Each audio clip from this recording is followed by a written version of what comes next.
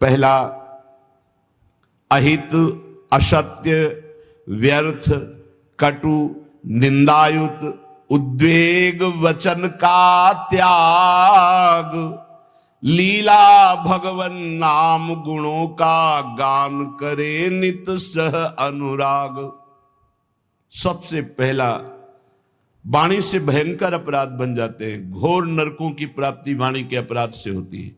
सबसे ज्यादा अपराध वाणी से बनता है। साधक को वाणी पर बहुत संयम रखना चाहिए। पहला साधन बताया अहित। अगर वाणी से ऐसा बोला कि किसी का अहित अमंगल हो, नहीं। असत्य, झूठ नहीं बोलना। देखो, यदि प्रेम प्राप्त करना है तो किसी का अहित हो ऐसा नहीं बोलना, और असत्य, झूठ नहीं बोलना। क्यों झूठ बोले? हम भगवत मार्ग के पति क्यों झूठ बोले? क्या लाभ मिल जाता है झूठ बोलने से? पर एक स्वभाव बन गया, झूठे ही लेना, झूठे ही देना, झूठे ही भोजन, झूठ चबेना। आओ, कहां से आ रहे हो? प्रसाद नहीं पाया है। जब नहीं पाया है तो स्पष्ट बोल दो, नहीं, पाने की इच्छा नहीं, अभी नहीं पाएंगे। पाया है, क्यों झूठ बोले? हर बात में झूठ नहीं, सत्य बोलना सीखो। यदि भगवत मार्ग में चलना चाहते हो, प्रेम प्राप्त करना चाहते हो, तो हमारे प्रभु सत्य नारायण है, सच्चिदानंद है, सत्य व्रतम, सत्य स्वरूप है वो। इसलिए वाणी से हमारी प्रार्थना है, हर साधक से झूठ बोलने का अभ्यास छोड़िए। जो भी होना होगा, हमसे गलती हुई, हमको दंड दे दो। कितना दंड दोगे? मृत्यु से बढ़कर कोई दंड नहीं। हम मृत्यु को स्वीकार किए हुए भगवत मार्ग के पथिक है। हम झूठ क्यों बोले? झूठ नहीं बोलना, कपट भरे वचन नहीं बोलना, अहित, कटु, कड़ुए शब्द, परुख वचन, निंदायुक्त, किसी की निंदा नहीं, उद्वेग, बोला सामने वाले का हृदय जलने लगा, ऐसे वचन का त्याग करना है। पहला, प्रेम प्राप्ति के लिए यह नियम है। वाणी एक अमोल है। जो कोई बोले जान, हे तराजू तौल के तब मुख बाहर आन। सहसा मत बोलो, पहले वाणी को तौलो हृदय में विवेक के तराजू पर। ये जाकर दूसरे का हित मंगल करेगी कि नहीं करेगी। हमारी वाणी पवित्र नहीं है तो हम उपासना के पहले ही सोपान पर फेल हो गए। जिस वाणी से हमें नाम मंत्र सिद्ध करना है, वो वाणी अशुद्ध नहीं होनी चाहिए, झूठ नहीं बोलना चाहिए। असत्य भाषण, अहितकारी, कटुवचन, परुख वचन, निंदायुक्त वचन और सांसारिक वार्ता, इसका त्याग कर दे। यदि प्रेम मार्ग में जाना है तो लीला भगवन नाम गुणों का गान करे नित सह अनुराग। वाणी को पावन करना है, भगवान के पावन नाम का जप, नाम का कीर्तन और लीला गुणों का गायन। जैसे श्रीमद चतुरासी जी 42 लीला, श्रीमद भागवत, जब हम लीलाएं गायन गाते हैं तो हमारे हृदय के सारे मोहमल का नाश हो जाता है। पाप का नाश करके एकदम हृदय निर्मल होने लगता है। सच्ची मानिए, भगवत चर्चा करते करते भगवान की झांकी आने लगती है। आप एकांत में कभी श्रीमद् भागवत पढ़िए, मनन कीजिए, रोना आ जाएगा। एकांत में चतुरासी जी को बार बार गाइए, झांकी आने लगेगी। जो पदों में लीला छुपी है वो प्रकाशित होने लगेगी। श्याम श्यामा प्रगट, प्रगट अक्षर निकट, प्रगट रस स्रवत अति मधुर बानी। सत्य बोलो, हितकर बोलो, दूसरों को सुख पहुंचाने वाली बात बोलो, भगवान नाम जप करो, भगवान नाम कीर्तन करो, भगवत लीला गुणगायन करो। ये वाणी की तपस्या हो गई, ये वाणी की पावनता हो गई। और जो अपावन बात कही गई वो वाणी की त्याग दो। ग्राम्य कथा, लोक कथा, राजनीति की कथा, भोग कथा, ये सब छोड़ दे। किसी से किसी भी तरह का राग द्वेषात्मक वार्ता ना हो। मन से काम क्रोध लोभ के वेगों का करके परिहार। वाणी पहला। अब दूसरा कह रहे हैं कि मन, बड़ा योगदान है साधना में मन का। विषयों में लगा हुआ मन शत्रु है और प्रभु के चरणारविंद में लगा हुआ मन मित्र है।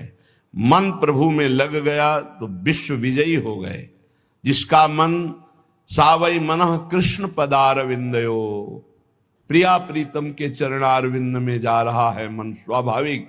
बहुत बहुत धन्यवाद। अनंत जन्मों की उसकी सुकृत फलीभूत हो गए, साधना फलीभूत हो गई कि जो विषयाकार मन था वो भगवदाकार हो गया। जो विषयों का अवलंबन लिए था वो नाम रूप लीला का अवलंबन लेकर प्रेम में डूबने लगा। मन से हमारी वृत्तियां काम की उत्पन्न होती हैं। काम में बाधा पड़े तो क्रोध आ जाती, पूर्ति हो तो लोभ हो जाता है, नाना प्रकार के दोष उत्पन्न होते हैं काम से। ये मन सदैव काम कामना वासना इसी में भ्रमण करता रहता है। काम कामना वासना मन ते कर अति दूर, अति दूर इनका प्रवेश भी ना हो हमारे मन में। इन वेगों का परिहार कर दे तो कैसे? जब निरंतर अंदर नाम चलाया जाता है ध्यान सहित। ध्यान दीजिए, वाणी को पवित्र करने का उपाय बताया गया। वाणी को अपवित्र कैसे किया जाता है वो बातें बताई गई, उनका त्याग कर दे। अब मन सबसे ज्यादा काम भोग का चिंतन करता है। उसकी कामना ही प्रधान वो वृत्ति है जो हमें संसार में फंसाती है। कामना की पूर्ति में लोभ होता है और भोगे, और कामना की अपूर्ति से बाधा पड़ने पर क्रोध होता है। बड़े बड़े चाहे कोई भी हो, क्रोध आते ही मूढ़ता छा जाती है। मूढ़ता छाते ही स्मृति नष्ट हो जाती है। स्मृति नष्ट होते ही बुद्धि भ्रष्ट हो जाती है। बुद्धि भ्रष्ट होना ही सर्वनाश कहा गया है। ध्यायतो विषयान पुंसा संगास्तेषु उपजायते, संगात संजायते कामा, कामात् क्रोधो भिजायते, क्रोधात् भवति सम्मोहा, सम्मोहा स्मृति विभ्रमा, स्मृति भ्रंशात् बुद्धिनाशो, बुद्धिनाशात् प्रणश्यति, सर्वनाश हो जाता है। इसलिए विषयों का ध्यान ही ना हो पावे, विषयों का चिंतन ही ना हो पावे तो कैसे? अंदर ध्यान सहित नाम जप करो। यदि रूप का ध्यान हो रहा है तो ठीक है, नहीं तो नाम का ही ध्यान करो। जो नाम जप कर रहे हो उसी का ध्यान करो। राधा बार बार ध्यान करते हुए नाम जप करो। लीला भगवत गुण नामों का करे नित्य चिंतन अविकार। अविकार स्थिति प्राप्त करने के लिए, हृदय रूपी गुफा के अंधकार को दूर करने के लिए नाम का, प्रभु के रूप का, प्रभु की लीलाओं का चिंतन करें। जैसे हम जिह्वा से लीलाओं का गुणगान करते हैं, नाम कीर्तन करते हैं, वाचिक नाम जप करते हैं या उपांश नाम जप करते हैं, तो ये वाणी की पवित्रता हुई, मंगल है। पर हृदय रूपी गुफा में जो काम क्रोध चोर छुपे हुए हैं, इनको हटाने की अभी सामर्थ्य नहीं।